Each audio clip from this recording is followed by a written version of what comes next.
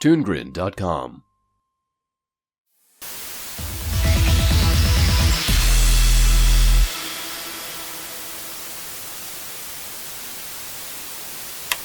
Hello and welcome to Watchin' Stuff, the show about watching stuff. I'm Nero, and with me is my Canadian counterpart, WHYBOY, and today we're not taking a look at a movie, we're taking a look at the garbage fire that is the current issues over at Channel Awesome. Now, everyone's probably heard about this hubbub, hullabaloo going on. It's awful, really awful, but it's a mess. Yeah, just to really just go over from just the very beginning and such, like around April 2nd, a lot of the ex-contributors from that guy with the classes / Channel Awesome just all came together. They were all just talking on Twitter and such about all the bad mismanagement that was going on Channel Awesome over the years. So they were just going back and forth when they just decided, let's put all our stories into one document and basically just show it around. Let's just show everybody what we went through. And that's what we got on April 2nd. At this moment, about a 72-page document detailing basically all the stories from like over 30 contributors, all talking about all of the main management of Channel Awesome's horrible mismanagement, just some misogyny and some sexual misconduct. And it's just a kind of disgusting to watch it through. Like, none of this is like super new stuff apart from very little bits of it. Like we've heard about the horrible mismanagement of some of the shoots of the anniversaries. We've heard of some of the sexual misconduct and such, especially with Michael Ellis and all that. But but Channel Awesome never really responded to it ever. They've always been silent on this sort of thing and just basically made contributors who were just against them just sort of disappear, just poof out of existence. Well, that's the thing. When you kind of, run everything, you kind of can. And I mean, if they didn't have big enough audiences, it wouldn't be that difficult to make some of the talent disappear. Like, I remember, I think it was, I want to say it was in maybe 2013 to 2015. They had like a revolving door of talent. Yeah. Because, people would show up, and then people would be gone. Like, Count Jacula was on the site, and Count Jacula just, vanished. Yeah, no goodbye, no anything like that. The only ones they said goodbye to were, what? Spoony they said goodbye to, which is weird, because that was another show unto itself. Yeah, that was, way back ago. But he was really the last main one that's actually apologized. Obscurus Lupa, no. Kaylin the Mars Girl, no. Linkara, no.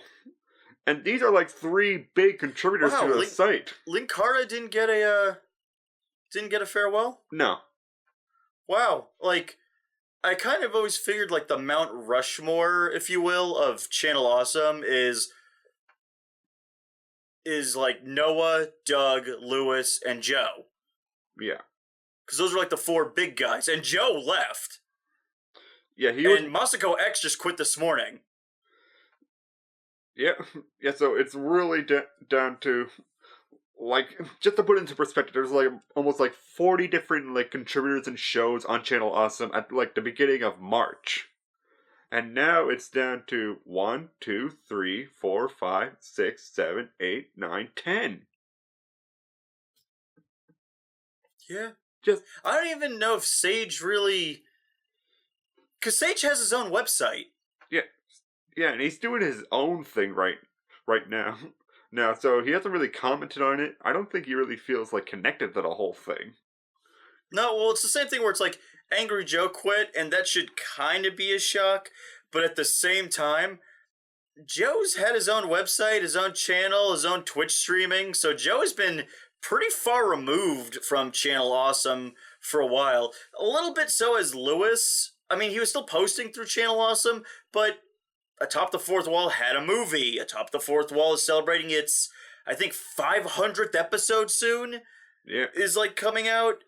And, Lewis went on, and he's got his own channel now. He's got a channel on YouTube. He's got his own website. He's got atopthefourthwall.com.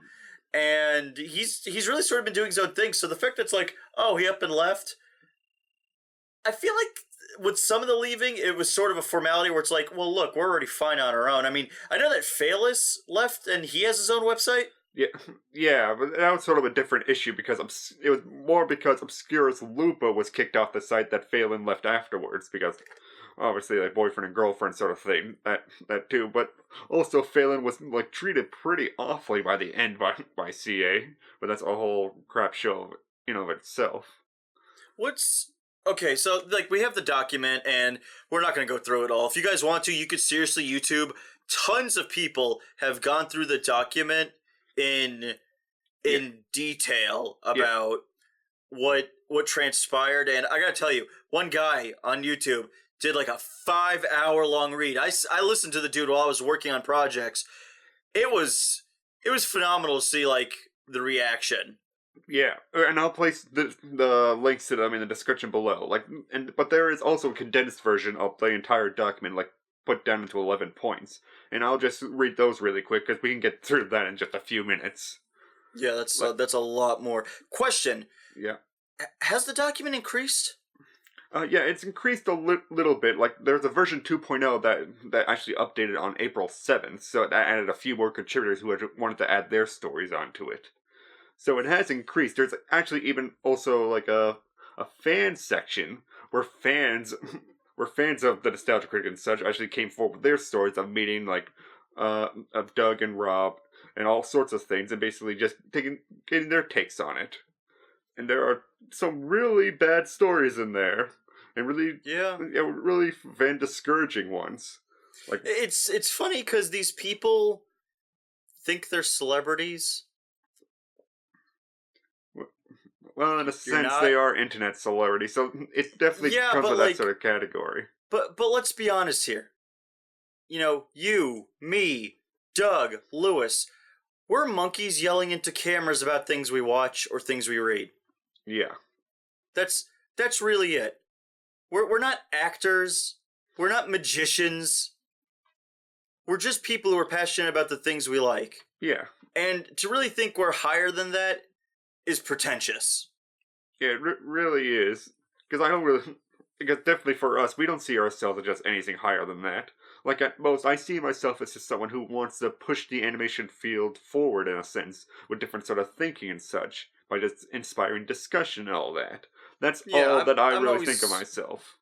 Yeah, like, that's the thing is, like, I like to engage in intelligent conversation. I've had fascinating conversations with people about, like, my Frozen review, where people have come up to me and have said, like, wow, you're really passionate about how much you don't like this movie, and you make a lot of good critiques, but I still love this film. And I've said to them, that's fine. I don't need you to be on my side. Mm-hmm. That's not the point of the videos. The point of the videos is me to give my criticism on something. But by no means should it ever take away from the enjoyment, let alone should it elevate me as like some kind of man god that needs a film that pretentiously strokes my ego for like 4 hours. Yeah, right. Yeah, there's just a lot of ego stroking going on there, but let's just quickly go over the 11 main points of the whole not so awesome document. Number 1. Mike Michaud, current CEO of Channel Awesome, has a history of being unprofessional, aggressive, immature, difficult, and misogynistic. And there's plenty of examples of that in the document. They have all the page numbers and all that. Number 2, the management of CA was aware of sexual misconduct and abuse instigated by Mike Ellis, the CFO at the time, and enacted no disciplinary action until a year later. Ugh. God, that's one of the most disgusting of all. 3, Doug Walker is considered talent and not acting in a managerial role, yet has been involved in many company decisions and knew what management knew, as far as it knew. So he had sweeping decisions and all that sort of stuff, and he had a lot of power at the time, even though he's just talent. Preferential treatment because he's like he's Mickey Mouse. Yeah. He's the mascot. And you know, it's funny, I saw some commenter online, they said, well, of course he gets special talent. He's the main guy. Why shouldn't he? And to me, it's like, what kind of logic is that, though? The whole point to a site like this is to bring in people together to build a community, not focus on one individual.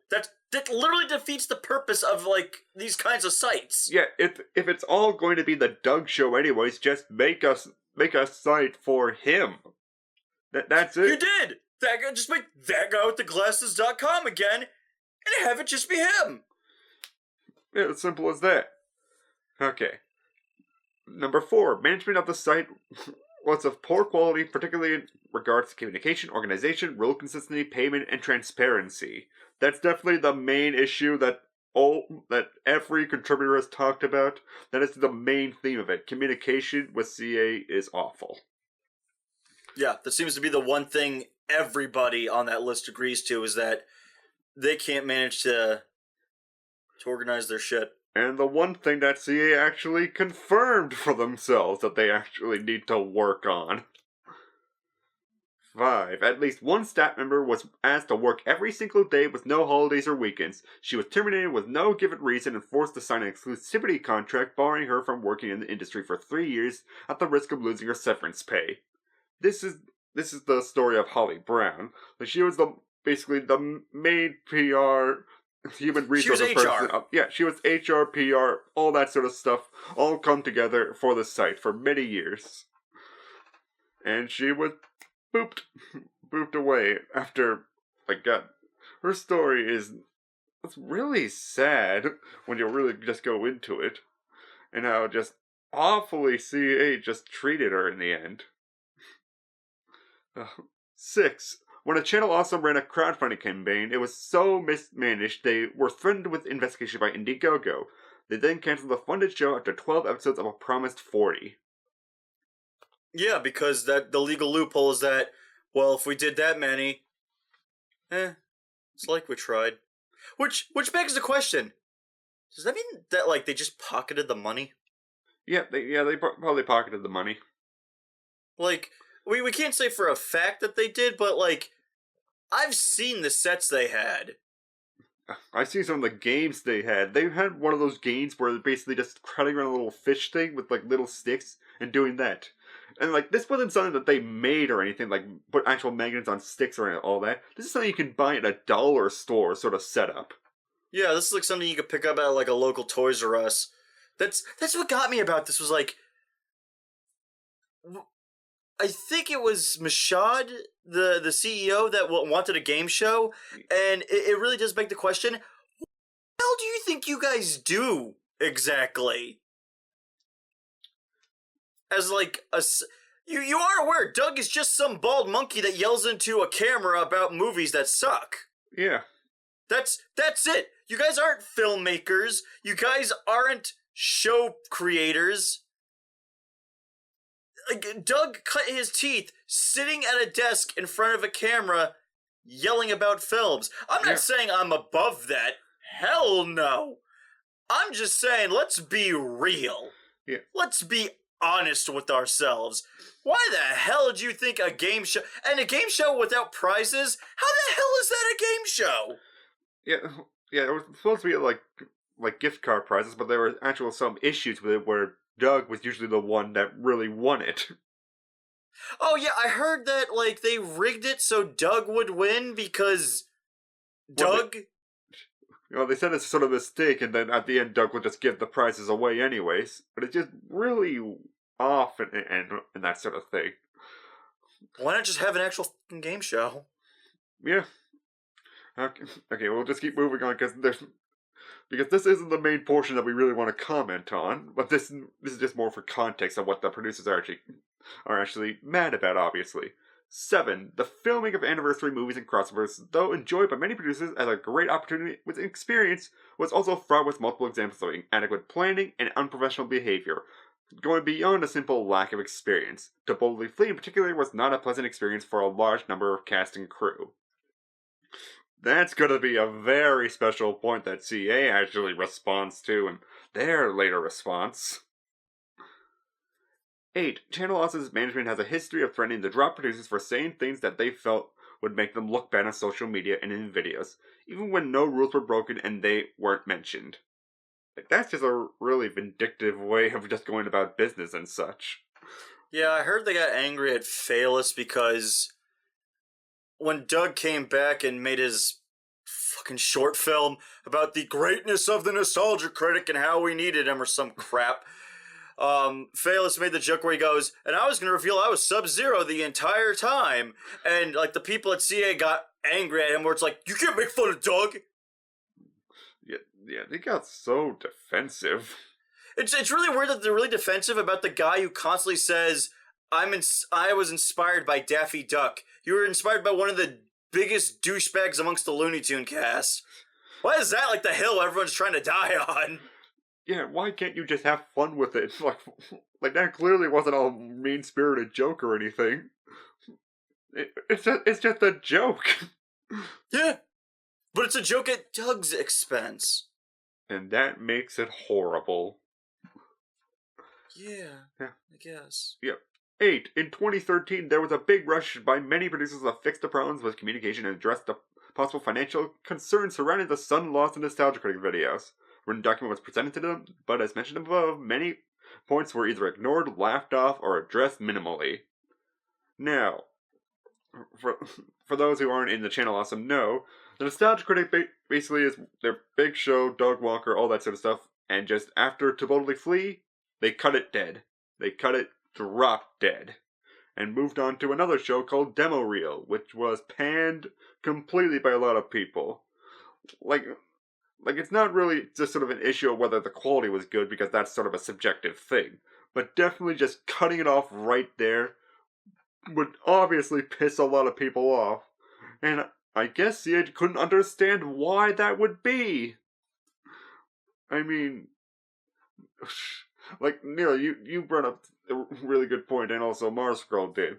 Basically, what they should have done the whole time was basically introduce the demo reel characters in the Nostalgia Critic videos and just slowly transitioned into the new show, so it would be what Doug wanted to work on. He wanted to work on sort of a sketch comedy show sort of deal. Basically, okay, you're not really too into wrestling, but this is the best way I can put it. Doug Walker and his little crew basically did a Roman Reigns. Roman Reigns is a wrestler that they keep pushing in the company of the WWE to the extent that he gets booed a lot, and they try so much to make this guy likable, where it's like, they say, he's The Rock's cousin, and he comes out with The Rock. People don't boo The Rock. Yeah. And, like, people booed Roman Reigns. At one point, Roman Reigns got the crap beaten out of him by Braun Strowman, who's like their, like, muscle man. Right. And as they were taking him away on a stretcher, instead of the audience being in shock about how, like, crippled Roman Reigns was, everyone just cheered, "You deserve this." And that's what Demo Reel was.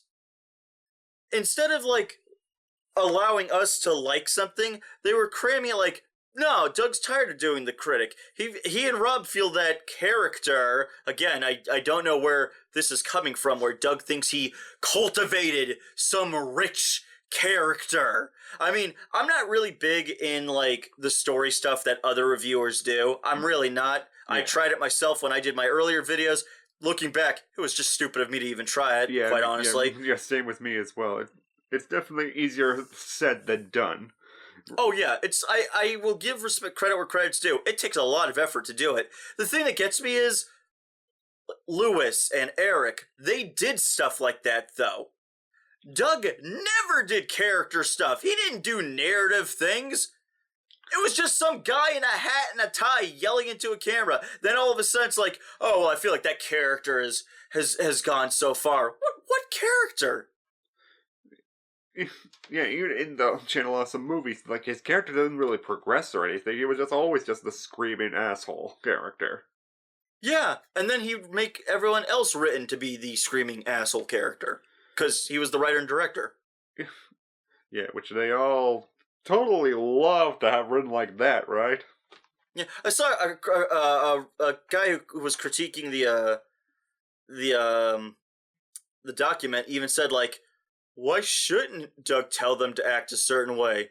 It's his movie. And it's like, yeah, but the reason we get all this talent together is because we want to see them be them. We want to see Angry Joe be Angry Joe, not Doug Light. Yeah. That defeats the purpose of the crossover. Yeah, exactly. Ugh. It's like when you go and like you watch like Film Brain stuff. Watch Film Brain's reviews, then watch him in those anniversary specials. He's a completely different character in that. He's not some weird sycophant from like the UK. Yeah. Yeah, and just in the movies, he's just the ass kisser of the group. Yeah, and that's the thing is like demo reel inherently isn't a bad idea. It was pretty outplayed by the time like Doug got around to it because it's like, oh, I want to do skits of movies that exist. Yeah.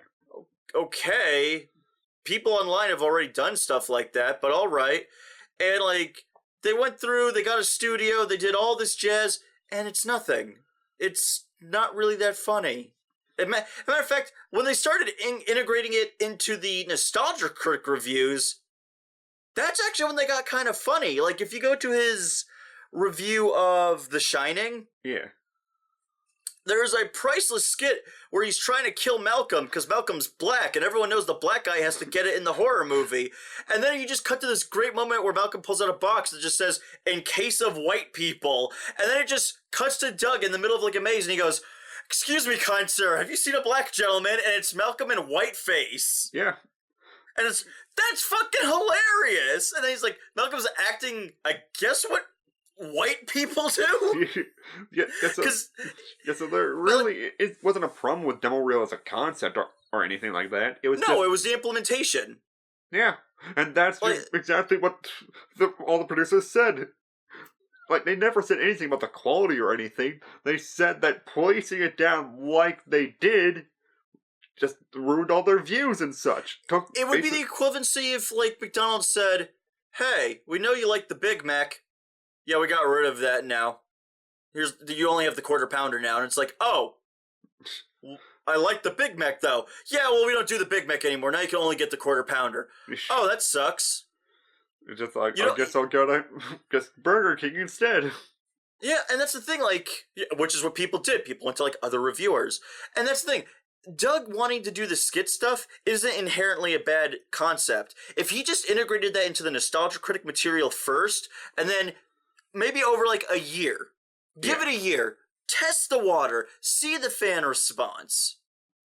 And then if it's something people genuinely like, try a short run with it and test the water. And that's the things, like, that's how this really needs, especially if you're doing, like, if Mike Machado wants to treat this so much like a TV studio when it isn't, you need to do, like, backdoor pilots. Yeah. You need to test waters in order for things to happen. When they made the Flash TV show, they did a backdoor pilot in an episode of Arrow, and instantly when that pilot was shown, the Flash got greenlit. People were ready to see the fastest man alive. Yeah. That's the key to doing it. They didn't just up and put here's Flash the up Flash. there. Hope you like it. Yeah, because that's just moronic. You want to actually see where the demographics are that are actually interested in your product. You don't want to just throw it out there and just like, well, it's just good luck with that. I don't even understand. If Mike Machado's like the CEO and he wants this to be like a studio, does he not know how, like... Well, I mean, he was a former employee who got laid off from, like, Circuit City, so obviously he probably has no formal education in this field. Yeah, probably. So it's a pretty safe bet. But, like, it stands to reason, just common sense. Here's something people like. People really like this one thing. You don't want to get rid of that one thing a lot of people seem to like, because then you're just going to upset a lot of people. Hell, this was like the Nintendo thing with the Amiibos, where, like, Nintendo was, like, faking the release of Amiibos to, like, limit them so they could boost sales. Yeah, but that's actually that was actually an effective business practice, because they were just basically enticing people to want to buy more of it by limiting the supply. True. That's not Mike Machado. He does not know business. No, because it's like, oh, everyone likes the Nostalgia Critic. Doug's tired of doing the critic. Doug wants to step down? Hell, he should have. In my opinion, you know what he should have done that I think would have been a great idea? Like, genuinely would have probably helped the channel in, like, the long term? Yeah, what's that? In wrestling, in the WWE, one of the things they love to do is, when a legend retires, they disappear for a while. They go off and they do different things. at one point, they had a really cool moment. I think it was WrestleMania. You know what? I can't even remember the number. And the idea was John Cena was boasting himself, I believe, as like the top dog of the company, like the champion of the people. And then The Rock showed up. And The Rock hadn't been in the ring for like 9 years. Right. And it was such a big deal because The Rock is concerned, he's the people's champion. That's what they used to call him, the people's champion. Mm-hmm. And John Cena was boasting himself that he was the champion of the people. So then we had this awesome, epic like storyline of them going against each other, and eventually they have an epic match at WrestleMania.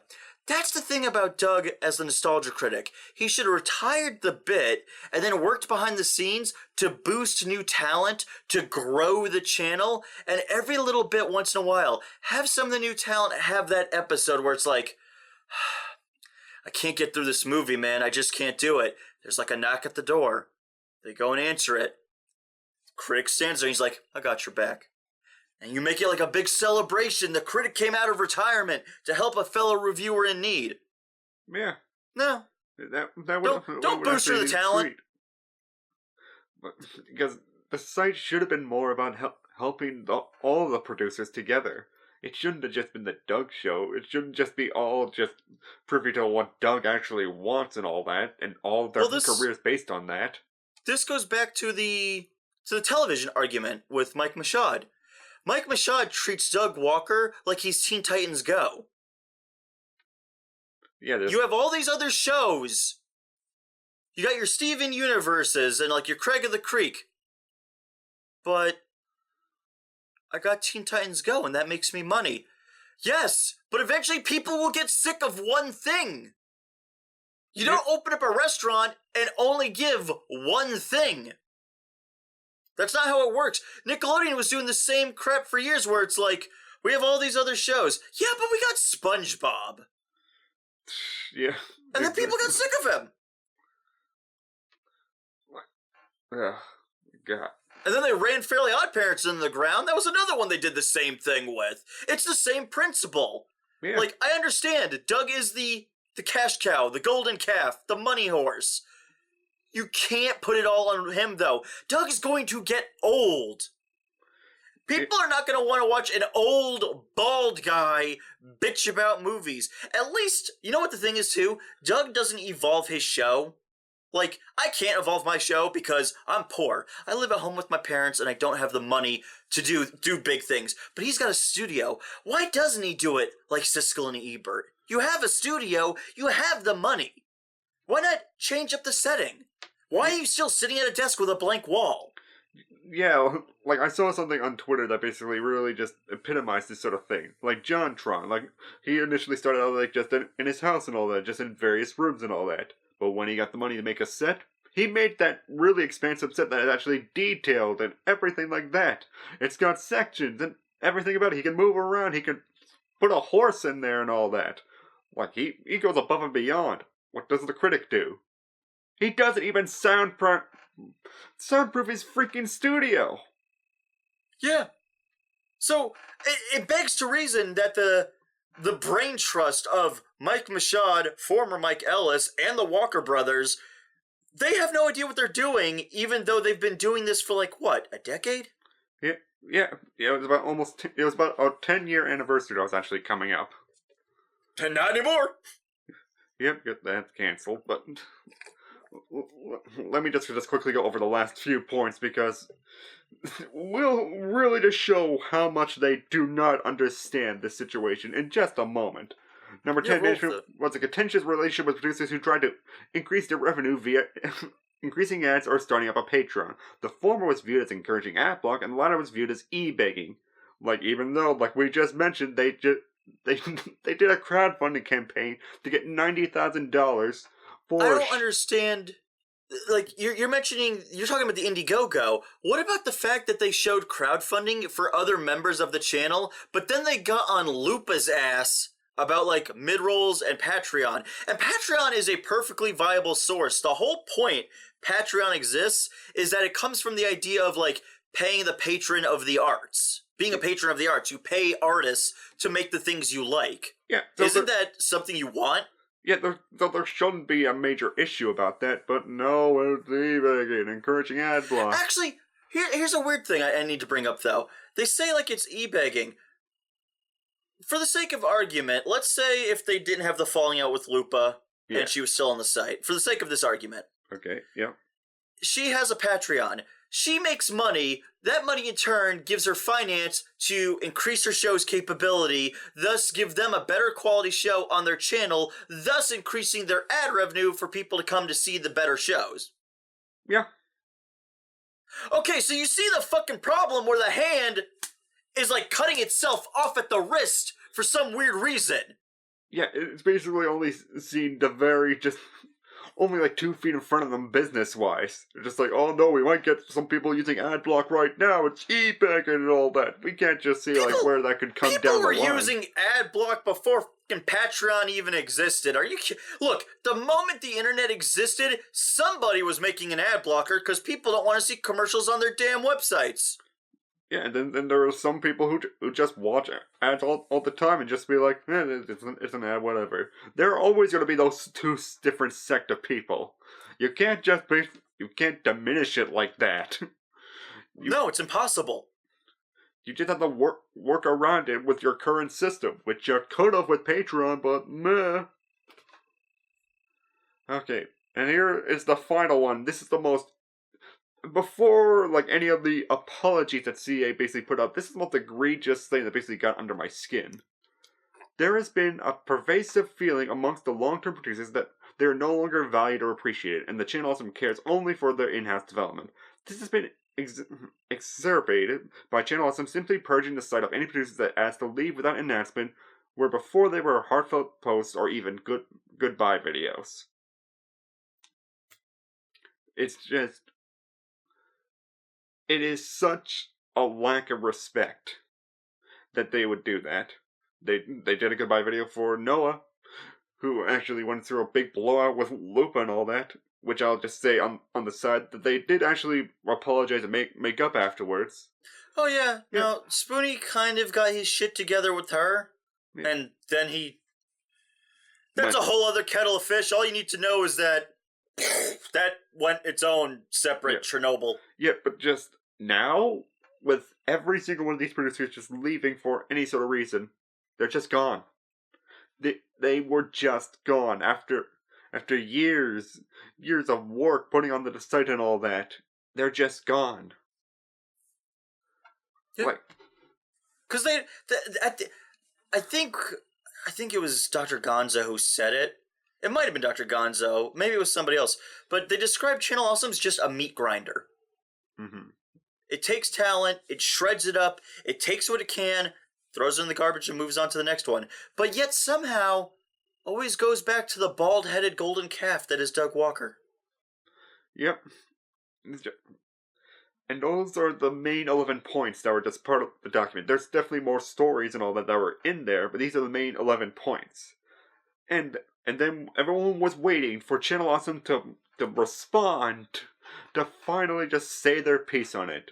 Their first bit was a lovely Twitter apology that had the line, "We're sorry you felt that way." I like the fact that they use transference. Instead of taking responsibility of, wow, man, we pissed a lot of people off, the sensible thing would be to, like, bite the bullet. You know, the thing that gets me, too, is, like, you didn't even need to mean it. Yeah, you could have lied.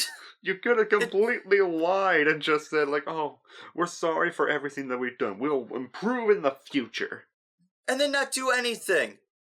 That's fine. Like, but, I mean, it still would have been shit regardless. That still would have sucked. Yeah. But, I mean, it would have quelled a fire from breaking out of control. It is gotten... Oh, my God. It's, honestly, I spent last night, like, for an hour reading their Twitter. So, no joke. Bag of popcorn in hand and, like, oh, man, I'm getting kind of dizzy. I'm getting the vapors. Oh, Lordy. Because, man, people were just ripping through it. Yeah, they did Like, not like that apology at all. all No you had one to do, agreed with it. like, you didn't even need to mean it. Yeah. All you had to do was say, "We're sorry. We messed up. We're gonna improve." Look, sure, it would have been a false apology, but if that document is any indication, lying's really not that big of a stretch for you people. So I mean, It's like, yeah, and there is sort of an argument that you can make on their side and all that. Like, these are all allegations and all that. That's not that's evidence. true. There's Yeah, unless you have physical evidence, a lot of this is hearsay. yeah, and that's completely fair to say. But there is sort of a difference. Like, they aren't, like, the document doesn't really state that we're just going to take this to court and all that sort of stuff. This is really just an airing of grievances to basically put out there. And if they were lying and all that, then Channel Awesome can come out and basically say that. But but take the 11 points that we just mentioned. Like, if they were lying, what's the actual goal of that? That's the thing that gets me is like, for sake of argument, let's say that the document is all bunk, that everybody who posted in it is a liar. What's the end goal? Just to take down Channel Awesome? Because Channel Awesome isn't really that relevant. A matter of fact, a lot of the talent on that site has moved on to bigger and better things. Again, Lewis got a movie. Yeah.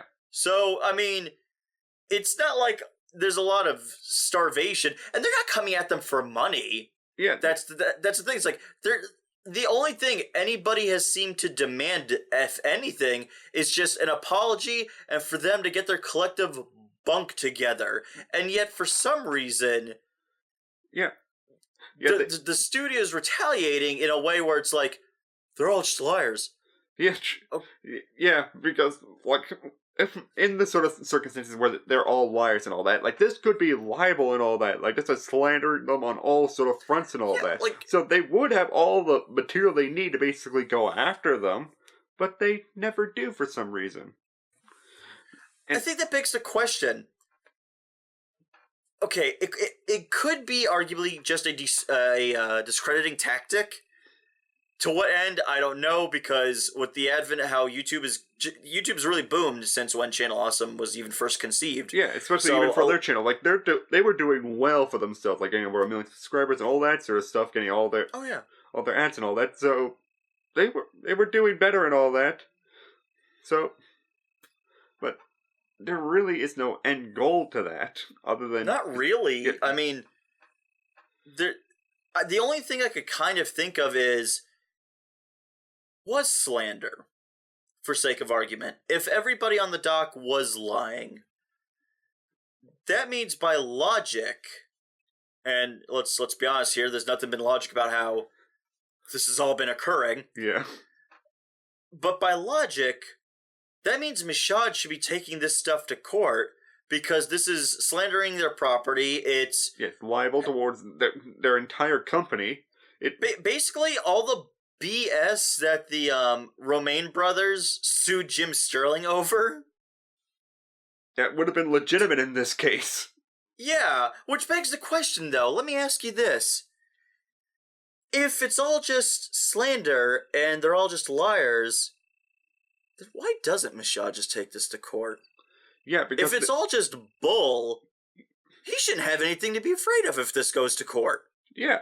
Yeah, because they've lost like over like 20,000 subscribers, they've lost sponsorships, they've lost a lot of money on this. So they would need to do that to recoup costs and all that, because they spent like thousands of dollars. Like, just speaking of the anniversary movie that a lot of people were already, like, you know, they had the scripts, they had the runes rented out and all that sort of stuff. They spent thousands of dollars on this, and now that's all gone. So why not take this as a court to basically recoup costs? Because this is not just a little thing. This is huge. This is company shaking. This is something that you would actually take to court on. Yeah, I mean, it because like the thing is with like they've talent is left, sponsorships pulled, so they are clearly losing money. Subscribers left. So it begs the question, like, if all of this is just bunk, if all of this is just a bunch of angry, disgruntled employees making up a bunch of jargon just to pull down the company, then take it to court. Why are they having a pissing match over, like, Twitter? Yeah. I think that's one of the reasons why nobody can take this seriously, too, is because it feels like a pissing match. Yeah. Like, a bunch of former employees came out and were like, this is the crap that happened, we don't like it, we hope the new talent isn't going to be treated the same way, and then, like, Channel Awesome just comes in and it's like, they're all liars. Yeah, we're sorry They're you feel full of that way first, and then they come up with their second apology to just like, they're all liars, don't believe them, we got proof. I can't believe, like, while this was all happening, I think Doug was at a con, like, farting around, and he's the face. Like, he really should have gotten ahead of this. Yeah, he should have just instantly like, just chopped it dead and just like, okay, I gotta go back and just basically deal with this right now. Because that's what I would have done. If I heard ToonGrin was going through something legal troubles, I would have just chopped any plans I did and went back to basically fix it. Well, yeah, like, if Channel Awesome is a company and not just a site where a bunch of people post, then yeah. They don't treat it like a business. That's the weird part. A company wouldn't do, like, a company wouldn't take these allegations and get into, like, a pissing match with a Twitter post saying things like, we're sorry you felt that way. Which, dude, like, corporate apology 101, never say, like, the victims are the ones at fault, because they will, like, people will eat you on that. Yeah. They will instantly turn on you. And they did. Oh, they did. It was like locusts in a cornfield. Yeah, it's just so simple to do. Oh my God. And then that was the apology that we had for a long time, and we're just waiting for an actual response to everything. And now, I'll place a link to that response in the description below, but they came out with that just on April 11th, and it's the worst crap that you ever see. They've gone from, we're sorry you felt that way, to you're a bunch of liars, here's our evidence of that. But I'm just saying flat out, most of what they listed as evidence and facts is not evidence and facts. It is most of it is just contextually taken out of context. It really is. The chat logs don't really make sense if you actually think about them. Everything they state is basically confirming their accusations, and it's just crap like that. I mean, there's some things where it's like, some of the stuff in the doc, meh, it is, some of it is bunk, where it's like, oh, you know, we were upset that we weren't getting paid for, like, the anniversary specials. Yeah, but you knew that was volunteer work, so you knew you weren't going to get compensated. I do think it's bull that they were like, oh, give us your crossovers. No, you're the one who wants to put the movie shit together. Yeah. The rest of us are fine with just hanging out with each other. Yeah, and I'll say on that first point, it's just like, they knew they weren't going to get paid for that. Basically, the evidence that they showed, they actually showed one of the contracts for one of the anniversary specials, so they knew they weren't going to get paid for it. I don't think that was the real main crux of the argument. I think for me, put ourselves in their shoes. Like, I would be pissed off that I was doing the work. I would be pissed off that I'm doing extra work, and they're expecting money for that. Oh yeah, no, the fact that's like, okay, you called me down here. Did the talent pay for themselves to come down to Chicago, or did they? No, they paid for a lot of rooming and all that sort of stuff. Like, I'm not sure to what extent for all the anniversary specials or anything like that. But in this contract for the third movie, which was Suburban Nights, they paid for a lot of the stuff. I will say some of the wording is a little bit weird. Where it just says, like, if they went late, they paid for dinner, lunch, breakfast, and all that sort of stuff. Oh, so it's like a loophole thing where it's like, oh, well, if it hits 6 p.m., that means we have to buy dinner for, hey, it's 5:59. We don't gotta pay for shit. You all get to starve. I'm not sure about that. I think that maybe just some shitty wording on Mike Machad's part. Because, clearly for Trouble League Fleet, they had 16-hour workdays, so they would be paying for a lot of stuff. That is fucking ridiculous. Yeah, but we're just sort of, just going at a pace with all this. But let's just go over the accusations and their facts one by one.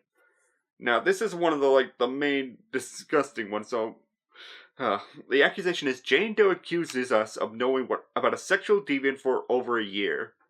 Now there were a few cases of sexual misconduct. One was one of the owners of Channel Awesome at the time, Mike Ellis, and this was an unknown party that a lot of the female contributors didn't want to actually mention by name, just out of their own safety or whatever. It's their own business, though, whether they want to discredit it or not, and it's completely fine by that. But their facts here are basically showing a chat log that they basically knew about sexual deviant for just three weeks, they're saying. They're saying they only knew about it for 3 weeks before kicking the sexual deviant off the site. Which kind of just sidesteps around the point they knew the sexual deviant for an extended period of time and basically said nothing about it afterwards. And it sort of brings up an awkward sort of thing. When you take down to it, that there are actual, timestamps for all this stuff. That now people can actually cross-reference these timestamps with actual contributors leaving. And they can actually find out who they think the sexual deviant could be. And I'll just say this right now because I actually cross-referenced it. CA might have actually implicated Justin Carmichael JewWario as that sexual deviant. I'm not saying that he was or wasn't or anything like that. I'm just saying, if you compare the actual dates of when he left, they match up. They actually do. And oh my god, it's disgusting. In the document, they were trying to keep it all secret and all that, but now with this Mike Machad, you kind of blew the lid off it. Not to mention, in terms of, again, legal application, you're just, throwing shit out on the web. Yeah. If he had, again, the allegations about, a few sexual offenses, Mike Machad has a fucking court case. He could just go to court with this kind of stuff if he really needs to, which... Again, it's very fascinating where it's you could go to court over this if they're saying what, about these sexual allegations, and let's say they're not true, well, shit, then Machad's in the right. He could take them to court for, discrimination of character and, attack on the company, and probably sue them collectively for, a settlement. Yeah. But he's not doing that. He's just posting stuff online and on Twitter, which begs the big question then, is Mike Machad full of shit? Yeah. Yeah, because even if you does he know they did illegal things and he just doesn't want to get caught? Yeah, even if you take this fact as face value that they only knew about it for 3 weeks and all that doesn't really take away from the accusation that they knew about a sexual deviant for an extended period of time and just sort of made it go away after a while with not even contacting anybody about it afterwards. That is the main crux of the accusation, not whether it was over a year or 3 weeks. It's disgusting.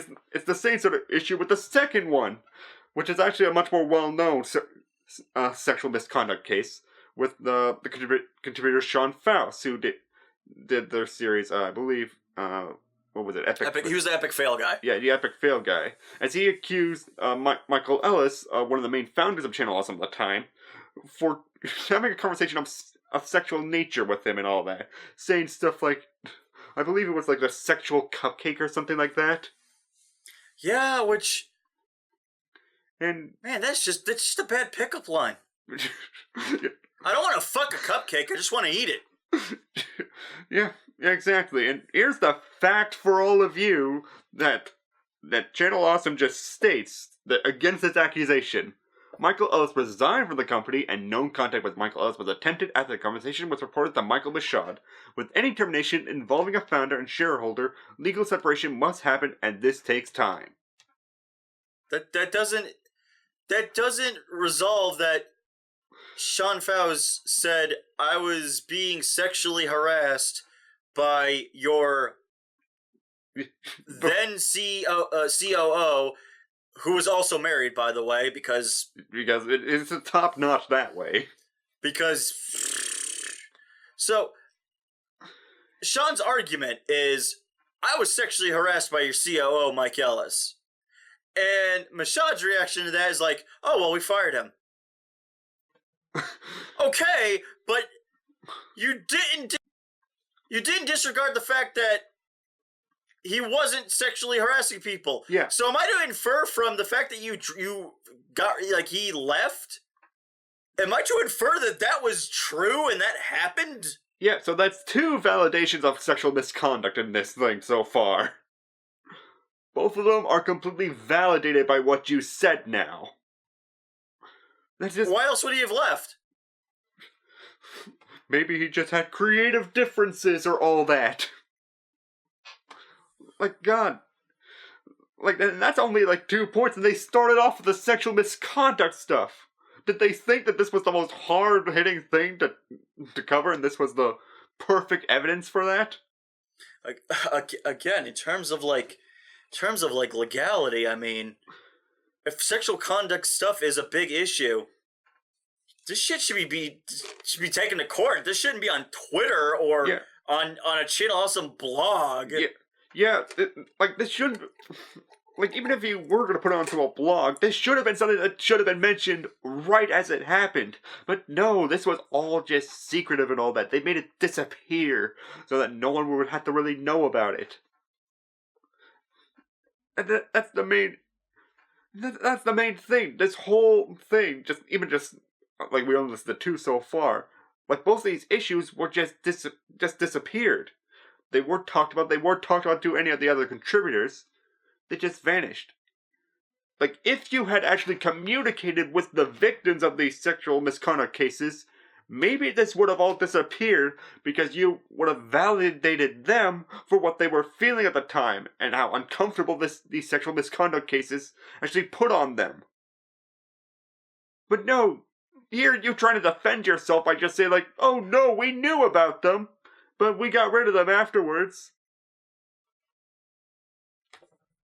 I mean, does that solve anything? Like, no, I'm asking. Not really, because was Mike Ellis the crazy dude that Holly was afraid of? Yeah. Okay.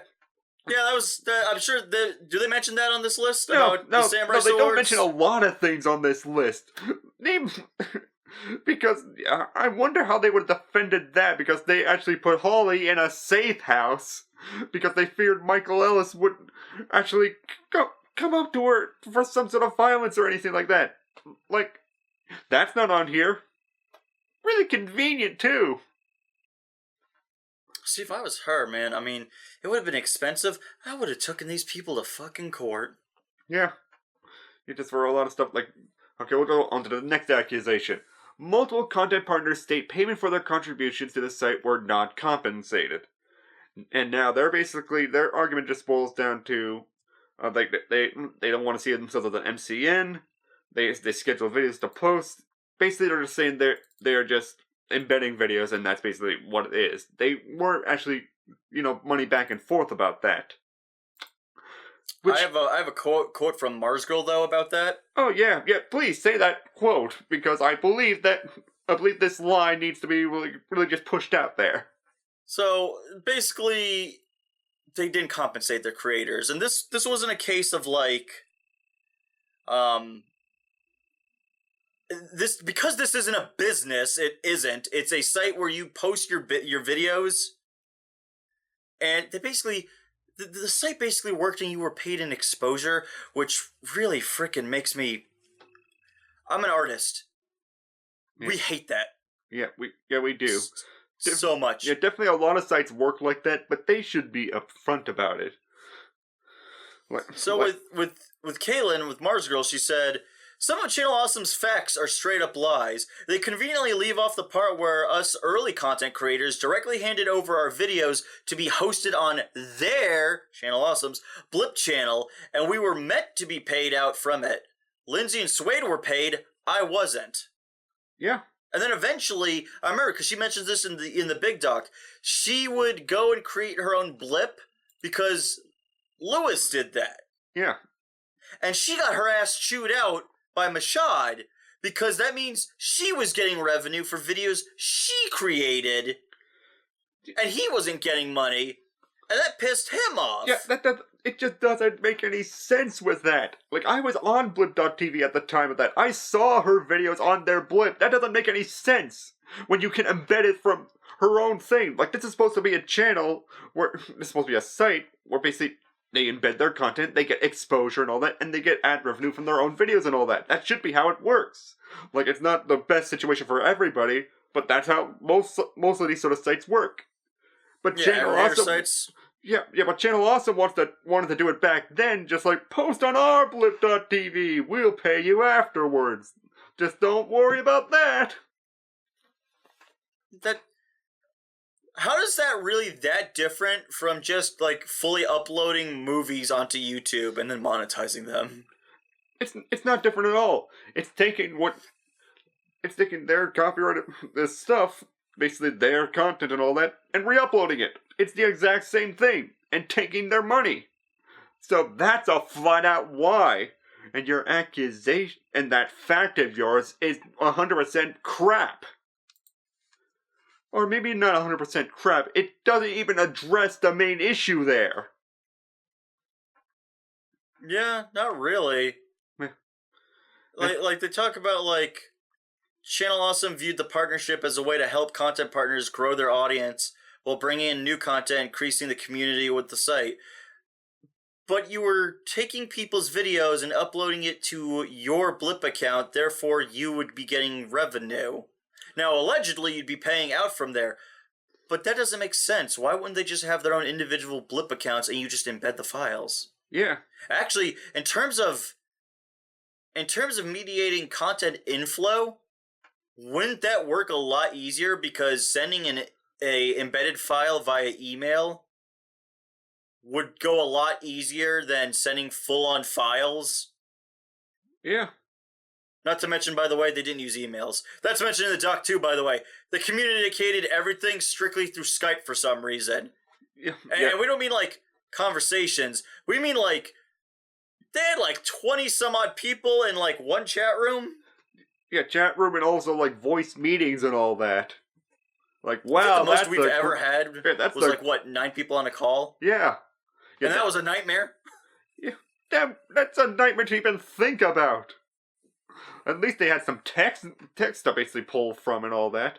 But yeah, no, you do not want to do business meetings like that over voice or anything like that on a Skype call. Because a lot of things can be said, but they will never be actually recorded down unless you actually record it. Yeah. That's just the danger of that. Okay, next accusation. The document talks about the drop in traffic to the site. Well, I think we can really discredit this whole fact right here with the first line. While we did have an initial drop after the switch to demo reel, right there, that completely validates it already. That was the critique. Everybody said. Other content creators on the site said, you can't just drop the critic and throw in a new show. That's going to cause a drop-off. And then the drop-off happened, and then Lupa got a bunch of shit because it was like, oh, you know why we got this drop-off? Because of your freaking mid-rolls. You took your star guy and got rid of it. You took the Big Mac and you threw it out. Yep, everything else you listed there about the League of Critics and all things like that is completely superfluous. Their point was what you chose to do caused a drop-off in it. And it did. And you say right afterwards the real hit of the site's traffic came out of the growing presence on YouTube.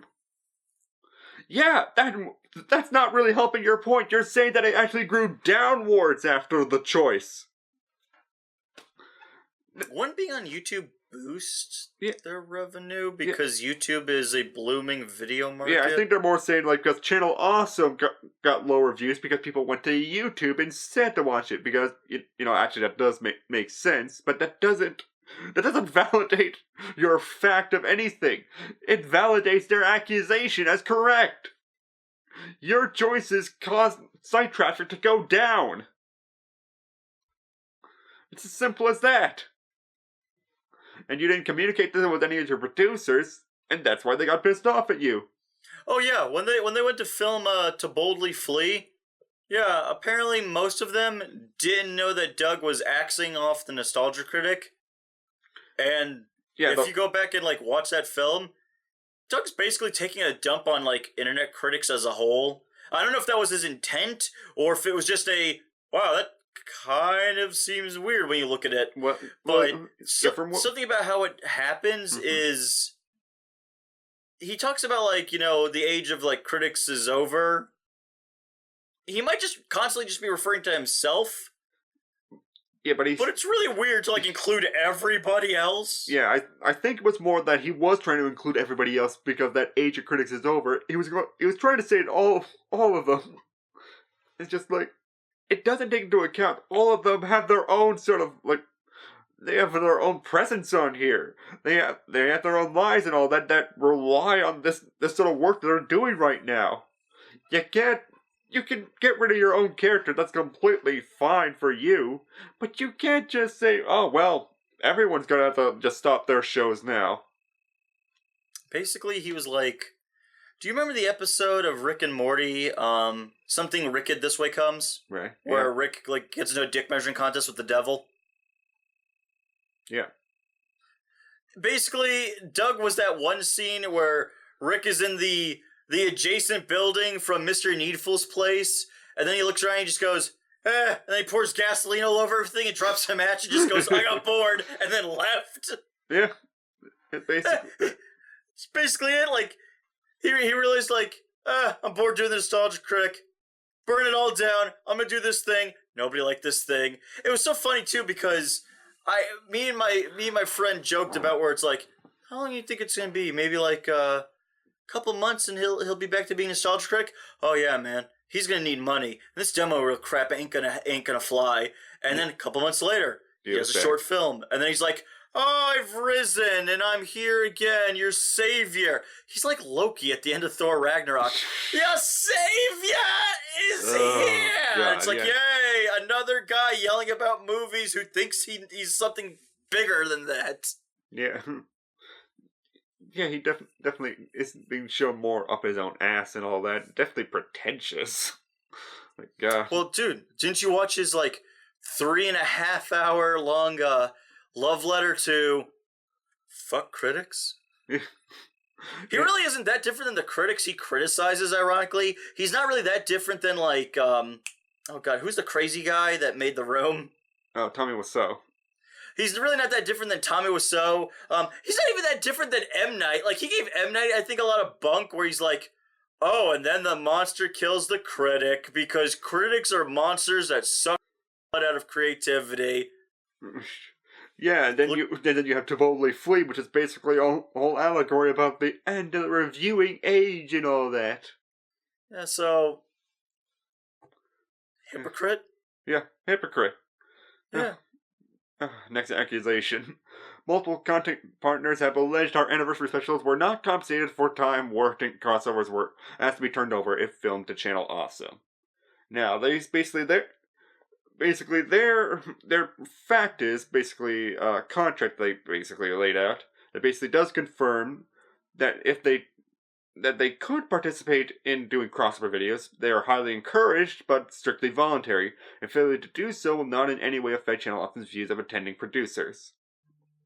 However, any crossover videos, shows, or vlogs filmed during the course of this event will become strictly the property of Channel Awesome. Yeah, so... Okay, so the accusation is crossover videos were asked to be turned over. And then it says... These crossover videos will be used to recoup costs of lodging, travel, logistics, and production.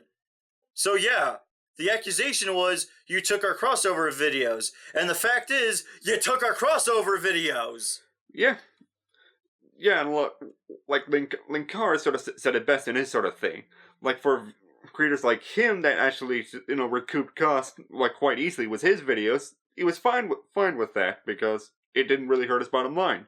It did hurt the smaller creators though, because Well, yeah, it just gives you extra work then. yeah, it just gives you extra work for very very little benefit. Actually, it gives you extra work for like no benefit. Yeah, I mean, again, what's the benefit? Oh, you get exposure. Exposure's not gonna buy me a cheeseburger, man. yeah. So Exposure doesn't put clothes on my ass. I need money. yeah. Yeah, so that you completely validated the accusation again. Yeah, you're arguing the point that participation was voluntary, crossovers were never required.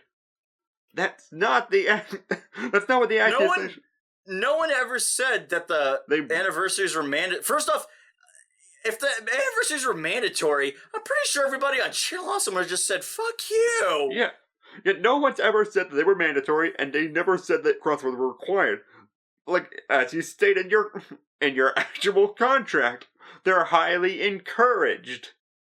According to Lewis, basically when they had like their meeting for, I think it was the third film, like Mike Machado was in the room, and he's like, maybe you guys want to do some crossovers, and it's like, oh, okay. Yeah, so that's your high encouragement when your boss directly tells you that he would like crossovers. You're kind of incentivizing that. Isn't that like Vince McMahon coming up to you like before your match and he's like, maybe you want to throw the fight? I guess I got it now because it's Vince McMahon telling me this. Yeah, you told them directly.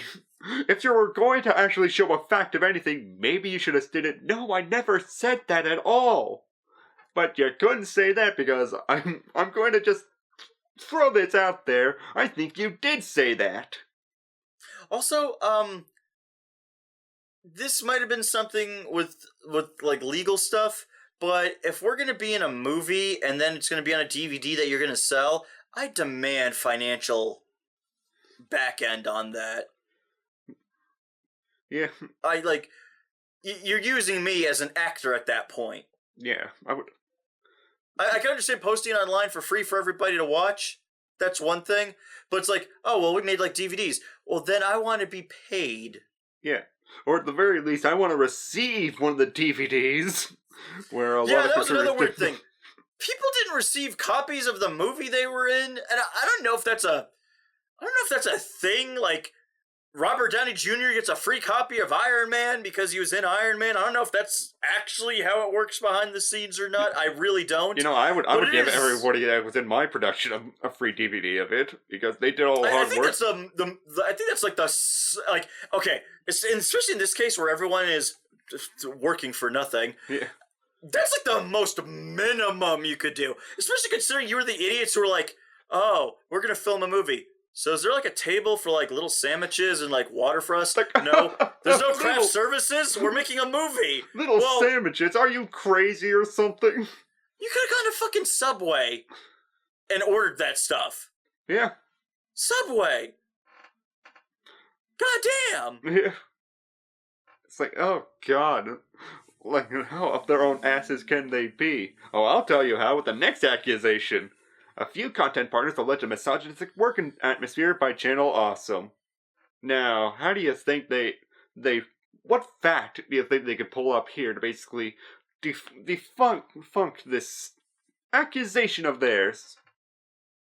Well, I mean, they could pinpoint the people who have been credited as being misogynistic and having misogynistic acts, and then discrediting those claims with actual evidence, because there's been talk like, oh, the mics are misogynistic douchebags.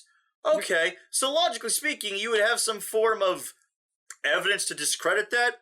Nah, they go with this. Channel Awesome's current and former female staff, including Tamara Chambers and Rachel Rachel Tights? Ayanna Wade and Heather Rios have had vastly different experiences. The one... no, right now. Sorry. No, sorry about that. No, that's fine, son. Mild. That's what happens when we work from home. Yeah. Mild interruptions will happen. Yeah, mild interruptions. Yeah, just those four women have had vastly different experiences than the ones described. We are always trying to improve ourselves both personally and professionally. And moving forward, we will implement mandatory sensitivity training for all staff members to ensure we maintain a culture of respect for all employees. But that wasn't the criticism that was lodged at them in the document. The document was specifically pinpointing how certain female members at the time were being misogynistically harassed by the male staff members. So that's not being addressed in this. This is just saying like, oh, now, and I guess Rachel was the one that left, right? She was before Tamara? Yeah. I'll level with you. When Tamara came on, I didn't even notice the change. I still thought it was Rachel, because I don't care about his stupid skit crap most of the time. But so it's just like, huh, Rachel looks a little different. And then like sometime later, oh, they got a different actress. Okay. Like I didn't. That's how little of an impact I realized, because it's like, well, Malcolm's the funny one. Yeah. Give his ass a show. But yeah. No, but like, yes. They mentioned these four girls. I only know Tamara and Rachel. I don't know who Ayana is or Heather. And it's just like, oh, they've had different experiences. Okay, whoop-de-skiddly-doo for them. They had different experiences. What about the individuals that had the bad experiences? Yeah. You're not addressing that point. Yeah, like maybe you could just say like, oh no, we never said anything like that. They're completely lying. That may have been vindictive to say, but that actually would, refute them. That would actually be a response to that. That's kind of like the thing with the Sean Fausz argument, where it's like, Sean reports like, I was sexually harassed by Mike Ellis. And then like the fact is, well, Mike Ellis was fired because he was sexually harassing Sean? And it's like, nah, Mike Ellis resigned. Okay, but you didn't address the fucking problem that Sean brought up about being sexually harassed. Like, then why did Mike resign? Yeah, and he doesn't address here how all these women were misogynistically, harassed too. How they were put down and all that sort of stuff. Like, going back to the craft services point, I believe it was the nostalgic Lindsay that actually came up with Doug first, basically like, oh no, we need craft services. They're just like, we don't need craft services. Then we have Noah Antwire, the Spoony one, come up, just like, oh no, we need craft services, man. It's just like, oh yeah, we need craft services now. Yeah, I think Noah said like, dude, even high school, productions provide craft services. It's actually very commonplace to the point of it's pretty much a necessity when working on a production. Yeah, it's just simple stuff like that. If you're actually going to want to refute this stuff, you have to actually bring out the points to it. You just validated again that you were misogynistic in the past, that you actually said this stuff. But only now with these four girls, you aren't like that now, and you're going to have training to be sensitive in the future. Well, why would you need sensitivity training for the future if there wasn't a problem? Oops. That's like the weird bit with Mike Ellis where it's like Mike Michaud said, "Damn it, I told him he needs to stop doing this." That implies that he was still doing it with a bunch of other people. Yeah, that was actually a thing for him. That was his character trait. That's his character arc. Wait, 9 seasons. Michael Ellis, are you sexually harassing somebody again? It wasn't me. Oh shit, I'm in cuffs. Oh. It just ends with him being beaten by British bobbies with nightsticks. Yeah, and they just beat him in the street. He's like, uh-oh, Michael Ellis is gone. Here's a weird one. Accusation. Holly makes numerous accusations throughout the document. Oh god. That explains nothing.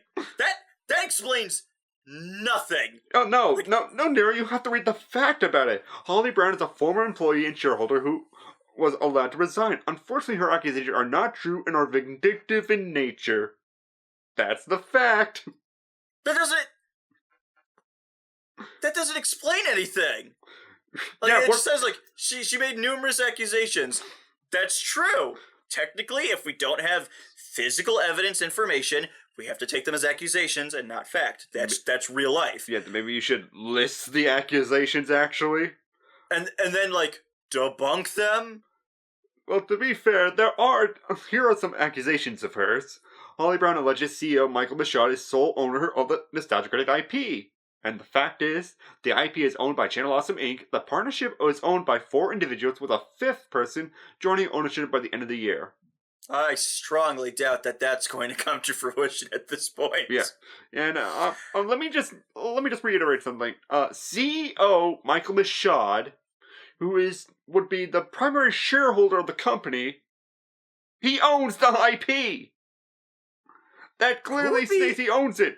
Even if it has 4 other people owning it, he is the primary shareholder of the company. So the IP is under him. Who do you think the other 4 are? Yeah, I have no idea. Maybe Rob and Doug? Yeah, maybe. And just 2 other people? I have no idea.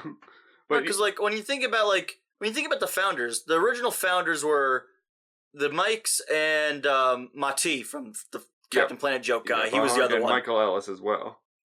Yeah, but those 2 left. Well, I mean, Barkov left. Mike Ellis resigned for an indeterminate reason, apparently. An entirely different reason. I mean, maybe it was sexual harassment.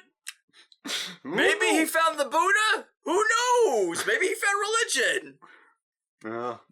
It's good for him to find religion like that. Suppose. Yeah. It's just like, who are these 4 other people? And it's even, but disregard that because it's not really important. He is the CEO of the company. What? Why did he even include that? Because that information just brings up further questions. Because, like, why is the IP owned? Why is the IP owned by 5 different people? It's owned by 5. It's like that bit in Futurama where it's when they go to the lost city of Atlanta.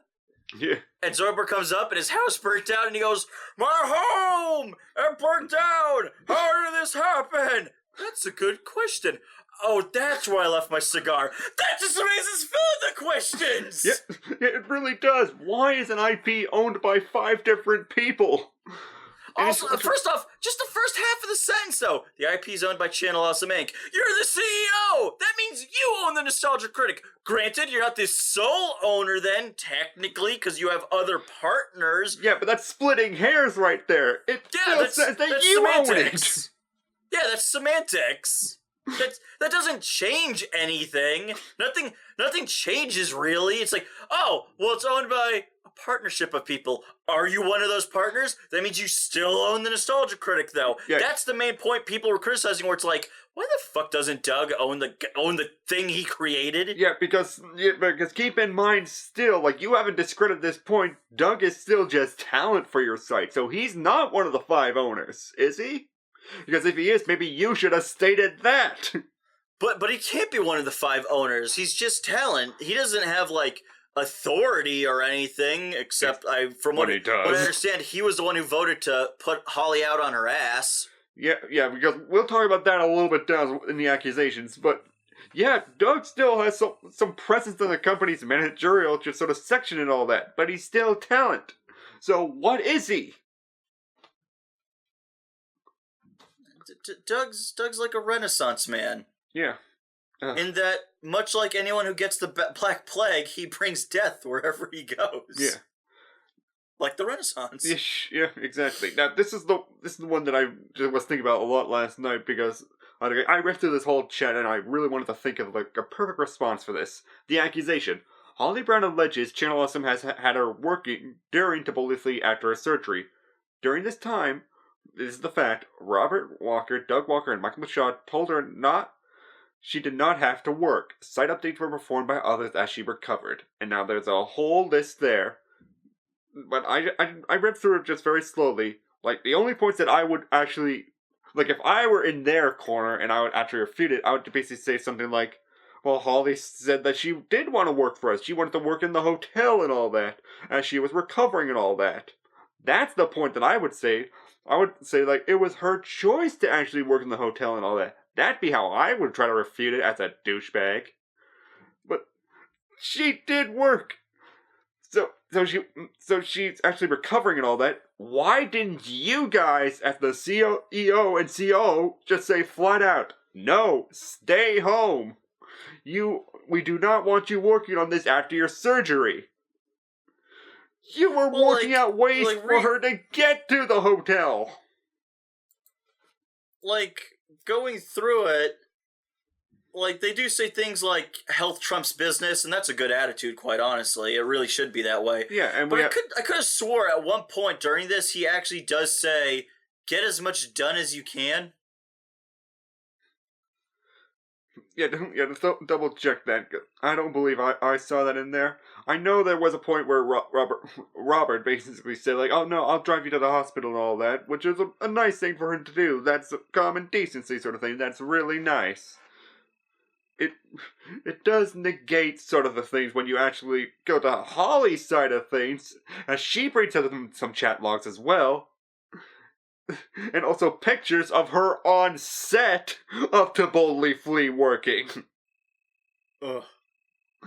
So, she did work on it. So, what's your fact about that?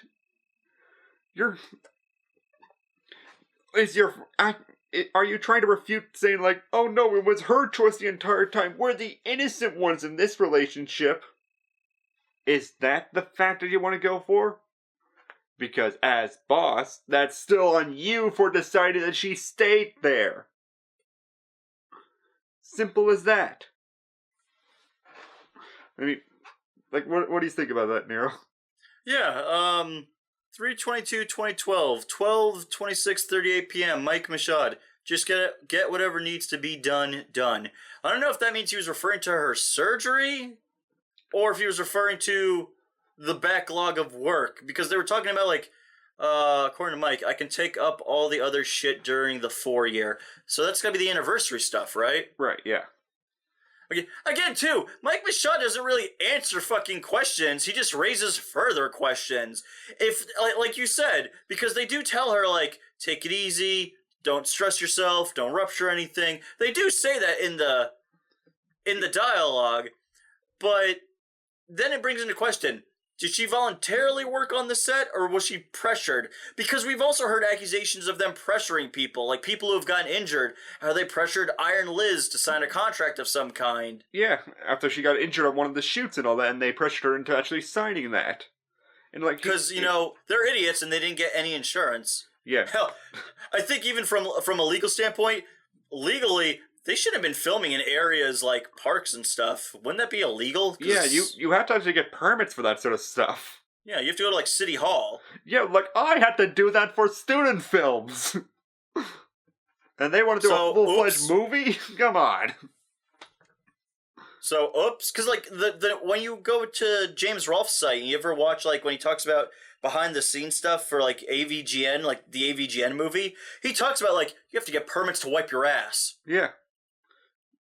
Yeah, and quite easily to put out there, he's far, far more professional than anything Channel Awesome has ever done.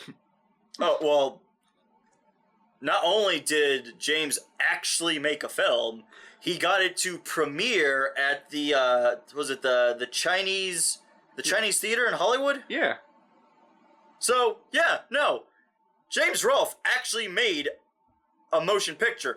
Yeah, sure, it wasn't a major motion picture, it wasn't something by a huge studio, but he made a big deal indie film. Yeah. That still beats, you know, a gaggle of people hanging out at hotels and then, well, allegedly started filming stuff for fun, and then, you know, the head honcho decided to...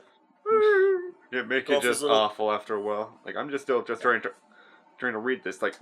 Like here's just the point that really just sort of signified to me that there's something wrong with this. But this is from Robert Walker, March 23rd, 2012.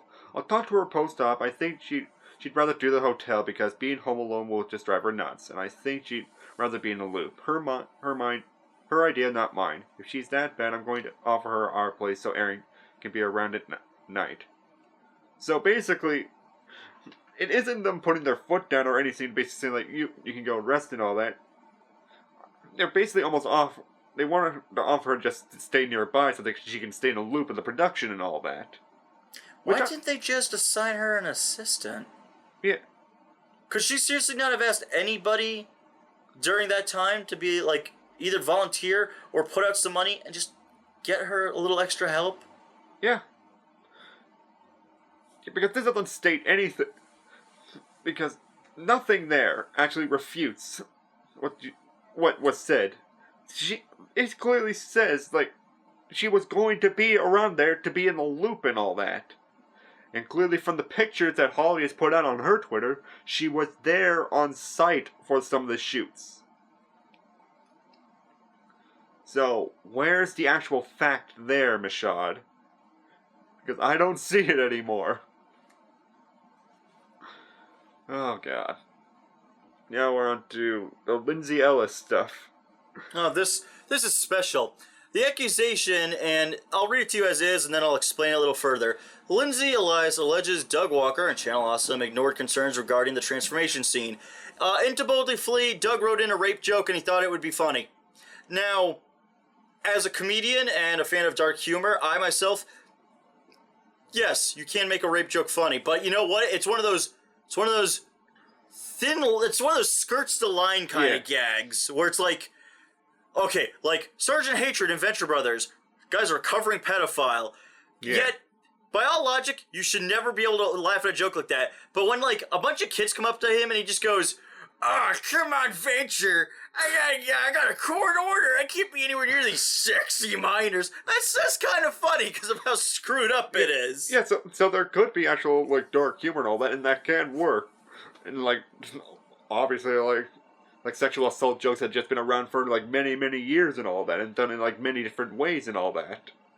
But, as the chat log sort of states, they're trying to say, at the screenshot below shows, Lindsay was repeatedly asked for her opinion and approval of the scene before it was finalized. Lindsay even helped Doug make the sound better. Now, there's a little bit of a discrepancy in that. Although true, that he's saying that Lindsay is helping, like, just giving Doug, like, all of her voice work and all that, all her, and all that sort of stuff, helping and all that. But all this chatting was done after the main shooting. Completely afterwards. And the accusation was, like, when they first got this script, they came to Doug and basically they said their grievances on it. Yeah, Lewis is the one who brought it up, if I'm not mistaken. Because Lewis essentially and his Lindsay. character was committing the rape. Yeah. Yeah, and it's funny enough that Lewis is not mentioned there at all. Come to think of it, if this is the, like, post-production of, like, how they edited the scene down... Yeah. Why wasn't Lewis included, considering Mechacar is his property? Yeah, well, why... Like, if you're wanting to state a fact about it, you have to... Like, you're trying to state the fact that they were totally for it and all that in the end and all that. But no, that's not what's stated there at all. This is post-production and how Lindsay is helping with the movie still. Which is weird, because again, if we're not hired, why are we doing this rigmarole? Why is she still being contacted for stuff like this? This is why you have to pay people. Because now you're cutting into her free time to do her own business. Yeah. Doug wanted the movie. Doug wanted to stroke his for 3.5 hours. And then not pay anybody for it. Yeah, this is you not... Can argue it's volunteer work, but this is ridiculous at this point. Yeah, this is not proof of anything. This doesn't prove that she was okay with the whole scene. This is proof that she helped out afterwards. After she actually shot it, and by that point, what's she gonna do? She's gonna say, like, "Oh no, I really want the scene cut now." Where you already just confirmed that you were gonna shoot it anyways. And you did! And you know what? The scene still kind of came out rapey. Yeah, of course it did. Like, how else could you shoot a scene like that where Film Brain is just putting his ear to the door and just like, well, I think the idea is they wanted to make it sound more sexual and less rapey, but it really didn't. Matter of fact, the only funny part of that joke is just the response from Sad Panda, where he shows up and he goes, Film Brain, you look like a man who's just heard people having really, really rough sex. How do you know that? I'm French. I know. And it's just like, that's kind of funny. Yeah, but not the actual act itself. As a matter of fact, it would have been funny if you didn't hear anything and just got like a bunch of visuals from Matthew like freaking out. That would have been way funnier. Yeah, like he opens the door and just like, and he closes the door, then goes the Sad Panda joke. You don't do the sexual noises. Like, it's disgusting. Especially the fact that Lewis wasn't mentioned in that at all, and how he was not for the scene at all either. Yeah, and he mentions that on his Twitter, so you could always check that out too. Yeah, so that completely sidesteps the issues, puts it all on Lindsay, and it's not proof of anything. Ta-da! Oh, fair. Now, this is the one that I'm sort of confused by in terms of accusation and fact. Lindsay alleges Channel Awesome did not do enough to protect female content partners from abusive commenters. Now, the fact is, Channel Awesome has a strict policy regarding our community, including IP banning all abusive posters, as well as banning their account via username and email, and continuing to monitor our forums. We worked with Lindsay directly to help her address issues resulting from an abusive commenter. Like, okay, like, and just from what I see, it's Mike talking to her about, like, doing something on Tumblr, and it's supposed to show a plugin showing, like, IP addresses of visitors and all that. So I guess he did help her find abusive commenters. I don't know what that's really supposed to prove in the long run of things. I think it's just supposed to be like, oh, see, we try to help her with the issue. Yeah. Which might be the only thing he kind of vaguely gave evidence on. Yeah, that's slight evidence on it. It shows that he actually, like, showing stuff and all that sort of stuff, and Lindsay's on there. They're saying he came on, commented on Shez, gives an IP address, and that's it. So that's the closest thing to actual evidence on there that I can't just sort of, like, comment back on, sort of thing. Because, yeah, he clearly does shows help, and Lindsay clearly shows an IP address, like, trying to direct it to him. Doesn't show the aftermath of that, whether that helped or anything, but it shows a back and forth, at least. It's probably the most, communication they've gotten. Yeah. Yeah, so one out of this whole thing is at least slightly in their favor. One. Hooray! You did good! Now let's go to the worst one of all. Accusation. Alison Pregler states not a single person wasn't miserable. See, this gets me. They took a video when she was clearly still part of the channel, but it goes further. It goes further than that. Yeah. Are you really going to shit-talk your employee? Yeah, this is under DVD extras. What was she supposed to do on the DVD? Talk about how fucking crappy it was? Yeah, like, were you going to play that on the DVD? Oh boy, I wonder what she has to say about Suburban Nights. It was a Yakov Smirnoff shit show, like you wouldn't believe. Oh no, this was for To Boldly Flee, but yeah, just... It was a Yakov Smirnoff shit show. You wouldn't believe how bad it was. Yeah, let's just read the part that they're really proud of. In this video, you'll find that Allison says that it was a great production to be part of. It was a lot of fun to be part of this and Suburban Nights. Yeah. It's a DVD commentary bit. What was the alternative? She just takes a dump on it for her section, and then you're like, oh, that's going in the extras. Yeah, it doesn't make any sense, and that completely just bypasses the actual evidence of her and Phelan's commentary on the whole movie, where they were ripping it apart. Yeah, you didn't want to put that on there as a fact, did you? You just wanted to take something out of context and be, oh yes, we got her now, put that on Vimeo. What about the fact that other, like, other people in the article talked about Yeah. how it was a nightmare to work How on a they public didn't like it. But no, because Allison said it, that means that she needs to be called out. Because they think Allison is like the Joan of Arc of this movement, when in actuality she was just like, I had some grievances, I didn't like how they did things, and that was it. Yeah, she may be one of the more bigger known people of the whole movement and all that, but she doesn't but she's not it. Joan of Arcing this shit. She wasn't spearheading something. She just posted comments about how I don't like how they treated me. I thought it was pretty crappy, and I hope new talent isn't treated the same way. Yeah. And then other people are like, I was treated like crap too. And then it started to slowly snowball. Yeah, if anything. And that was it. If anyone was Joan of Arc, I believe that was Mars Girl who initially sort of pitched the whole thing and started, developing the actual document. That would be her, not Allison. But I don't think any of them were Joan of Arcing it, and I believe this is just completely the pettiest fact you've listed so far, Channel Awesome. That's completely petty. So then, the last accusation is, accusation. Multiple content partners address the lack of communication. Seriously, go through that packet. Yeah, almost everybody. I think Lewis does a great breakdown where he's like, here are all the ways we can fix things. Ignore all of them. No. Now, here's the fact of it all. This is their refutation. We agree communication could have and should have been better. We got into so you admit there was a problem. Yeah, so that's not a fact. That's not stating... I don't understand why you keep doing this accusation fact thing, because that really just puts it into people's minds. It's just like, oh no, we're in the right. We're going to tell you the real facts about this. But that's saying, okay, we agree communication could have and should have been better. So, according to their facts, there was a lack of communication that needed to be addressed. According to your facts, it could have been better. Okay. So, you validated it again.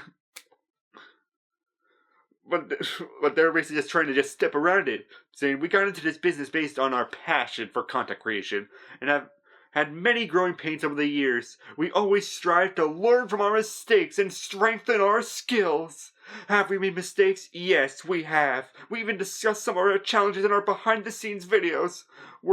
We've always focused on trying to entertain our viewers, shine spotlights on unknown talent, and share our attention with various charities, and we hope to continue to do so moving forward.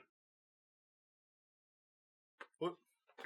God damn. That's such a pat on... That's such a complimentary brag. We may have had crappy communication, but we're doing good now. Yeah. It really is a weird pat on the back because...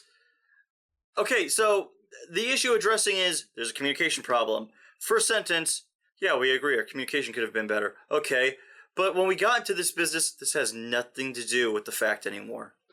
Yeah, it's just saying, but we're a great company anyways to put the spotlight on people and charities and all that, so you should think we're great. What? Who cares?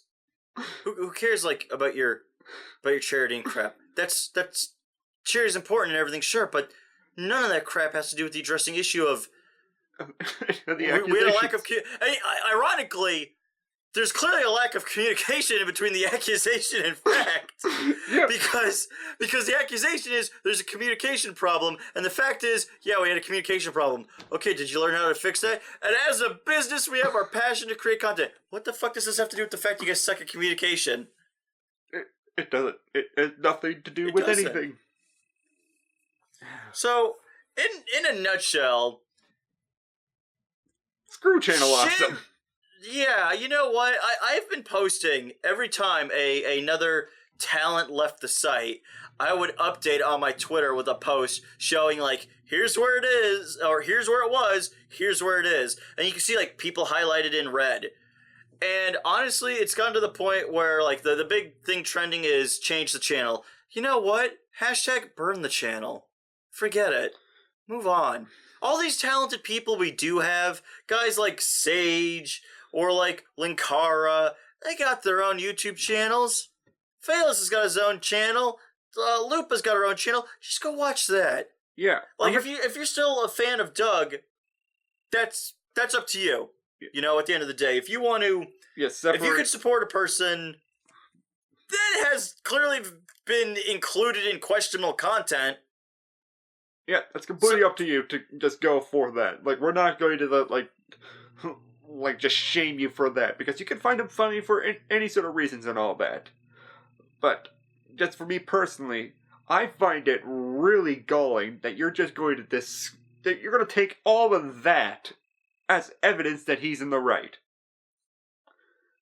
Like, you really want to just take that listed evidence, as that Channel Awesome's in the right? I don't think you can. If you took that to actual court, it would be thrown out. Like, two bozos on the internet can actually discredit this sort of stuff in this discussion. How do you think that would hold up in a court of law? Yeah. Not very well. I mean, when you kind of really get down to it, a lot of this is, again, because there are serious accusations in this. Stuff about, like, firing people, misconduct, sexual harassment. This is stuff that really should be handled in a court of law, and they're handling it like a pissing match on the internet through Twitter. And honestly, reading this, there's no way a lawyer did this. There's no way in hell this is lawyer work. This has got to be Mike just steaming and just, like, spitting stuff out. Yeah. It just really makes me disappointed in, like, Tamara and Malcolm, too. Like, we both like them for their comedy and all that sort of stuff, and they've been when I finally acknowledged that Tamara apparently wasn't Rachel, then I can appreciate her for her comedy. But just moving forward, that even they are just going onto this bandwagon, just saying, like, our truth will come out and all that. A video's coming soon. This is I think the thing that gets me is like Malcolm says. He kept saying, like, read it. People did read the response, and it's like, yeah, this is bunk. You didn't really answer or address a lot of things. And then he says, like, facts, not feelings. And it's like, fact, not feelings, what? Like, Sean Fausz says, I was sexually harassed. Mike Ellis resigned. Why? Because he was sexually harassing Mike Fausz, or was it something else? Yeah. Yeah, so you have to state actual facts. Like, this is just a document, like, I would say that this is all feelings-based. This is all vindictive feelings-based. So, No, Holly's the vindictive one. Oh, right, I'm mistaken. She's so vindictive as that one who works 365 days a year and got fired after having surgery. Oh, well, don't forget, they also, like, blackmailed her to not give her severance package unless she signed a document that got her to not work in her specific line of work of HR for 3 years. Yeah. Guess they never, like, brought up that accusation, because that seems like a pretty big one. And might I remind, like, if you just go to the very top, like, they basically say, like, we've explored our options to address the lies that have been alleged by multiple disgruntled individuals with vindictive intentions. And just like, obviously we cannot address all 73 pages of accusations against us in this forum, but we will address the most egregious ones. But, might I remind you that we started off this Watchin stuff by reading out the not-so-awesome condensed version of just 11 points. Didn't they duct tape a woman to the wall in the crucifix pose and she blacked out? Yeah, that was one of the things, but I guess that wasn't one of the egregious ones. Duct taping a person to a wall to the point of blacking out isn't... No, of course not, Nero, come on. Like, she was having fun like that, obviously. Oh, yeah. Just like Jesus in the days of old. Like, just hanging around. Yeah, there is just a complete sense of unprofessional laziness from Michael Machad here. Like, even dude, I put it on everybody. Yeah. I put it on Doug. I put it on Rob. I put it on Mike. Like, clearly from all the indications, Mike sounds like a pretty big piece of shit.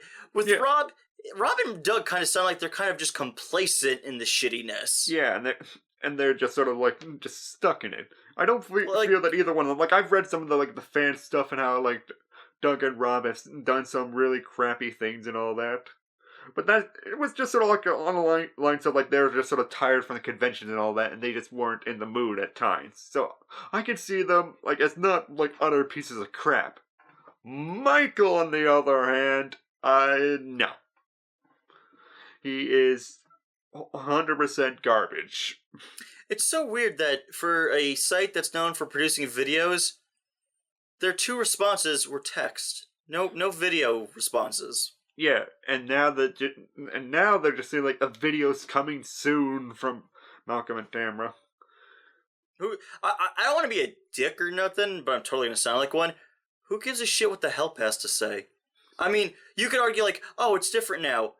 Okay, but like, Malcolm and Tamara weren't here 10 years ago when this stuff was happening. So, like, if things are good for them now, hey, kudos. I'm glad you're in a work environment that doesn't suck. But I got news for you. That doesn't resolve anything. That doesn't resolve 10 years of hell. That doesn't resolve unprofessionalism. That doesn't resolve the sexual allocations. It doesn't resolve anything what they really have to say. Yeah, so I completely so we completely understand where Tamara and Malcolm are coming from. They obviously want to defend their friend and all that sort of stuff. Oh, yeah. Yeah, but at the same time, they're just... For me, like, I'm someone who just lives by honesty and all that. I believe honesty is always the best medicine when it comes to, like, friendship and all that sort of stuff. What sort of friend just pushes it to this sort of length and doesn't want to just try to pull them back from the edge? Like, we've had, like, some of the producers that were there until a few days ago coming to them basically saying, like, no, don't say this. That is what an honest friend does. Trying to stop their friend from doing something they will regret. I think the best one from Lupa. So anyway, Channel Awesome, I sincerely regret you felt that way. And then Lindsay responded, the one thing I told Rob was not to go on the offensive. The one thing. The one thing. Yep. And that's the thing, like, this whole thing is them being like on the offensive, like they're like defensive about, like, they're just a bunch of disgruntled individuals. You know, after the first declaration came out, all they were asking for was an apology, an acknowledgement that you would do better, and then this would have blown over, and no one would have even, it would have been like a fart in the wind. No one would have even remembered this in a week. Yeah. Now, the subscriber count is going down to the degree where you could actually just watch it. Yeah. Yeah, again, it went first down by 20,000, and it was starting to slow down, but then they came out with this, and I just assume it's going to shoot right back up again. There's obviously going to be those people who are just going to be die-hard Channel Awesome, just fanboys, and just going to defend them until the day they die. But I just wanted to just put this out there to everyone who's just at all curious on either side of it. Look at this stuff as what it is. The vindictive ones are Channel Awesome. They are on the offensive. They haven't apologized even once for anything, and have not actually, come forward with their thoughts on every single one of these points. They've cherry-picked the ones that are the closest they could get to actually having some sort of platform to stand on. But as we stated in this whole video, we can debunk almost all of them. The ones that we couldn't debunk are just kind of minor stuff. Well, I mean, except for the one who may or may not be the other sexual offender. Yeah. The other one is just still up in the air, and I'm pissed off about that because you just out of a lot of excess information that even the victims didn't want to put out there. And that's on you, Channel Awesome. You put that out there and now you're going to cause a whole lot of confusion based on that. And you know what? Even if it is all a coincidence, and JewWario's widow is just going to get the brunt end of this, you're a piece of shit for doing that. Oh God, leave that poor woman alone. Jesus Christ, she's had enough. And so goddamn much. Yeah, I know some people might say that I'm just sort of reaching when it comes to that. But no, if you just cross-reference it and all that, that's one of the only conclusions you can come to. And now she's going to get the brunt end of it. Well, because now if people come to that conclusion, they're just going to try and reach out and start asking her a bunch of questions and dredging shit up. Yeah. So that's the thing. There's no real, I understand why they made this response, because the idea was like, oh, we want to just debunk what they're saying. But a lot of this isn't debunking stuff. You again going back to like the Sean Fausz argument. Sean Fausz says how he's being sexually harassed by by a specific individual in your company, and all you say is that the individual resigned and you have no connection to them. Okay, but you didn't address the individual sexually harassing Sean Fausz. That was the direct problem, and you're not directing at the direct problem. You're just sort of tiptoeing around the problem. So instead of addressing the fact that Sean Fausz may or may not have been sexually harassed by Mike Ellis, instead of just addressing that flat out front and center, you cherry pick around the idea of like, oh, well, he resigned from the company and we had no contact with him. Okay, but then why? Why did he resign? Why'd you cut contact? Was it because he was, in fact, sexually harassing Sean Fausz? Was that it? Yeah. Again, there's so much dancing around with a lot of these things. Like, the Lupa thing. The Lupa thing doesn't hold up whatsoever. Oh, look, she said she had a good time. It's an extra on the DVD, dude. What was she gonna do? Turn in how much she hated working on the production? Yeah, and I could just throw up her whole commentary on the whole movie, and they're just like, oh, well, I just disproved that. She had a lot of horrible things to say about it. Like, oh, the document talks about the drop in traffic. Yeah, people said it was because of, like, oh, you dropped Doug and you switched to demo reel. And they say, like, initial drop after the switch to demo reel. Yeah, because that's evidence that they were right. Because you got rid of the critic and switched directly to demo reel, you lost money. Yeah. Yeah, even some actual lawyers that are in the comments on their response, they basically just said, like, all of this is basically just validation of a lot of the accusations. You didn't refute really anything. Like, in a court of law, you would be the ones up shit creek without a paddle. Because on all these fronts, you are making yourselves out to be in the wrong. You're in the complete wrong on this, on all fronts. If you even take a glance even deeper at it, you just raise more questions than anything. And not the right questions. So, that's Channel Awesome. Yeah, and just in the traditional watching stuff fashion, I want to give my rating on it. This whole situation. Rock bottom. How's that? Yeah. Rock bottom. It's, again, the people who released the document didn't want money, didn't want legal action. They wanted an apology, an acknowledgement that you will do better, and that's it.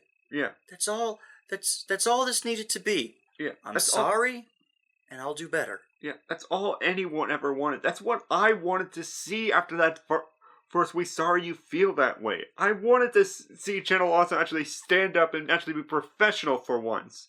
Even if some of the allegations were bunk and all that, you can apologize still. Because there are stuff that you yourself have shown have actually happened. You didn't even apologize in this thing when you brought up that communication wasn't the best and you should have been better. You can't say that saying sorry isn't a show or weakness. It's trying to be humble about it. It's trying to show that you can actually move forward. How can you expect the site to be humble when they're like, head entertainer stroked himself off for 3 hours and 30 minutes? Pretty sure there's no humble left in that guy. Yeah. I think the last one I just sort of want to leave it on is just like Holly just was on Twitter a few days ago, and like we saw the Manic Expression video, like that's one of the sites that we're actually on, where the head of the site, James, discussed a lot of the mistreatment that some of Channel Awesome actually did towards Manic Expression.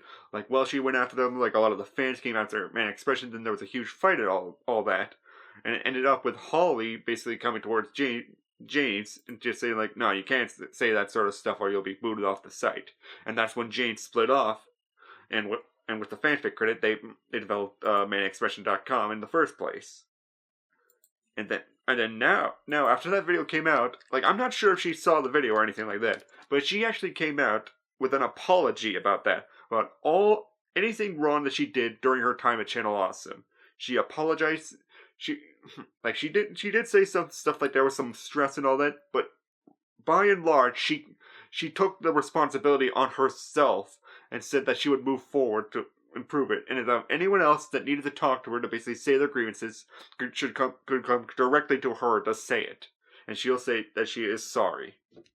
That is what Channel Awesome needed to do. You needed to accept the responsibility of what you are and what you did.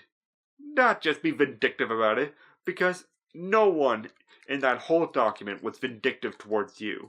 They were vindictive towards the treatment that they received. And that's it. And you couldn't show the respect that you deserve. And you deserve now to have all of your contributors leave you. Because you can show the respect of them at all. My God, though, has this been an entertaining romp watching these people, like, burn. It's like watching someone on the Titanic. But then, like, they just started lighting the deck on fire as, like, the Titanic started going down into the iceberg. And you don't know why they're, like, pouring gasoline all over the deck while the boat's already sinking. But it's still kind of funny.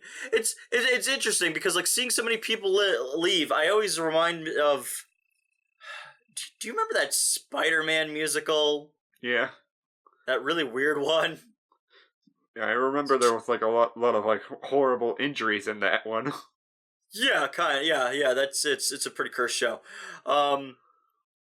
In one of the songs, because I actually have the soundtrack for it, it's actually pretty good music, despite how awkward it was for Spider-Man, of all people, to have a Broadway musical. Yeah.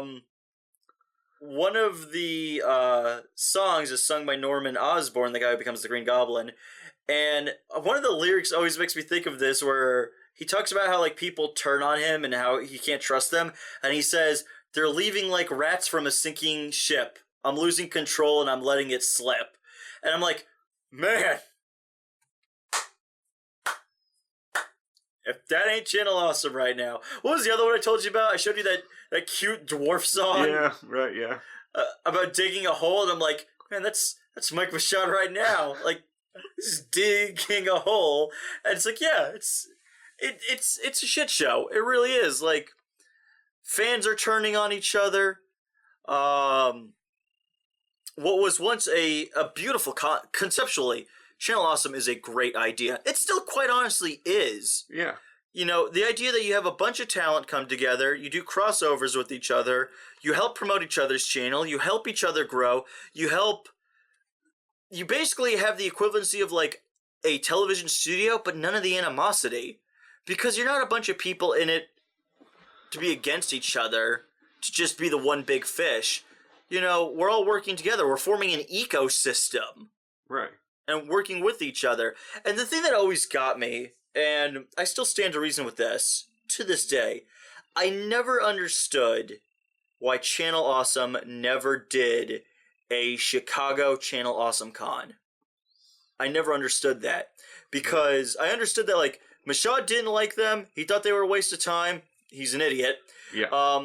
Doug had a bad experience once at, I think, PAX, and they were like, oh, well, cons suck, and it's like, why, because Doug had a shitty experience? Dude, there are a lot of reasons why people can have shitty experiences at cons. Yeah. Hell, my first con experience wasn't particularly great. It was a lot of just walking around. Yeah, yes, same Them's here the for one of my breaks. cons. Yeah, but, like, a Channel Awesome Con could have been this gathering. People would have to pay their way, of course. Of course. But everyone could have different events and, like, booths. People can have their own, like, little shops to sell their own merch, like shirts and pins. They could sit and, like, talk to the creators and have conversations with them. And it could have been a lot of fun. You could have done live riffing on movies together. It could have been great. And you squandered it. Squandered it completely. And you could have had a con made by critics for critics. You fucked it up. Yep, and that's just what's the disappointing thing of them all.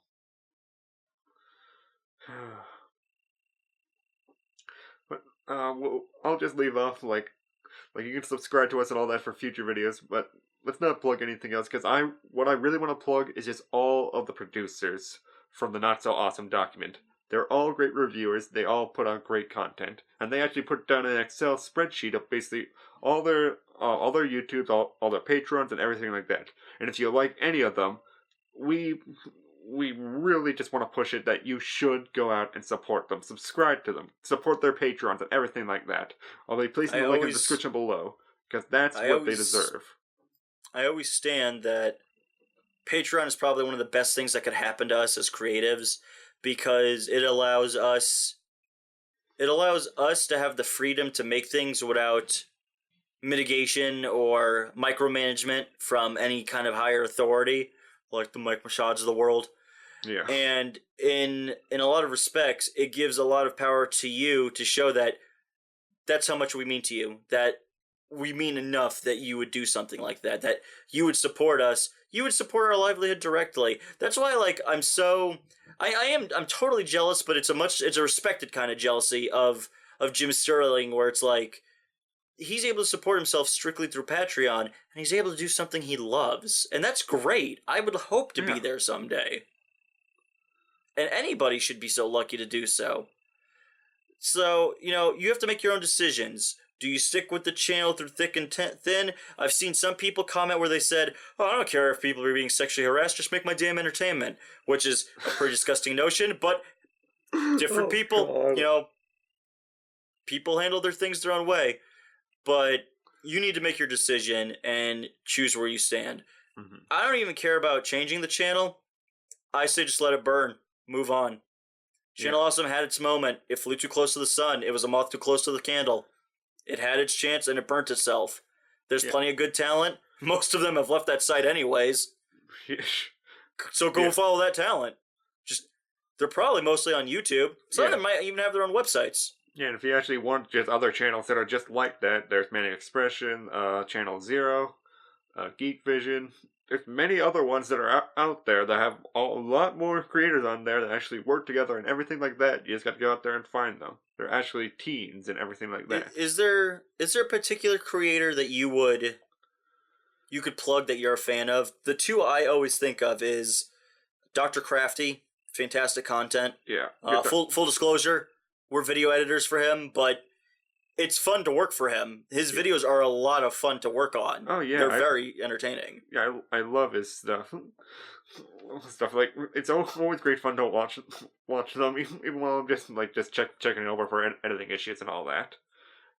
And for me, I'm just trying to think of, like, from the X Channel Awesome list. I would definitely support Fausz, because he was one of my main inspirations next to Nostalgia Critic and all that for my own style of reviewing. I feel like CR never got the credit he truly deserved. Yeah, CR was wonderful on that.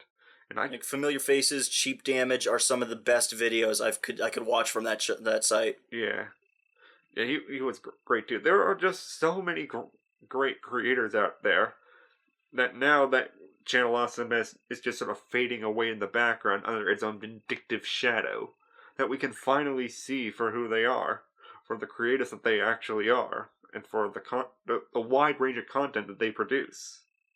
So, go to the links below, check out their content, and actually see the quality that's actually out there beyond Channel Awesome.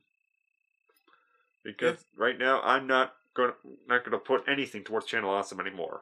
I'm gonna delete ToonGrin from their blogs, forums, anything like that. We are not associating with Channel Awesome ever. No. Toxic environments are not what we're here for. We're here for, it's like Jacksepticeye always says, PMA, positive mental attitude. Mm-hmm. Like Superman, be good, do good. That's what matters. Right. That's what we're going to do. So as always, guys, thank you for stopping by. And be sure to always tune in to ToonGrin. Peace out.